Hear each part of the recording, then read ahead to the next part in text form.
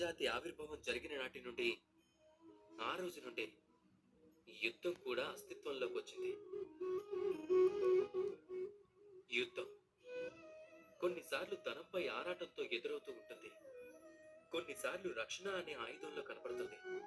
కొన్నిసార్లు విజయదాహం తీర్చుకోవటానికి, ఇంకొన్నిసార్లు పరాజయాన్ని అధిగమించడానికి. కానీ ఇందులో వాస్తవం ఏమిటి అంటే, ఒకవేళ మీరు ముందుకు వెళ్ళాలి అంటే అవరోధాలతో యుద్ధం చేసి తీరాల్సిందే.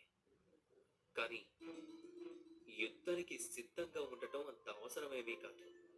ఇందులో అన్నిటికంటే ముఖ్యమైన విషయం ఏమిటి అంటే, యుద్ధాన్ని ఎలా అధిగమించాలో తెలియటం. పోరాటంతో అవసరం లేని యుద్ధమే నిజంగా సఫలీకృతం అవుతుంది. యుద్ధంలో విజయం సాధించి మీరు మీ గౌరవాన్ని పెంచుకోవచ్చు, కానీ మీ బలాన్ని కోల్పోతూ ఉంటారు. అందుకే సాధ్యమైనంత వరకు యుద్ధాన్ని అధిగమించండి.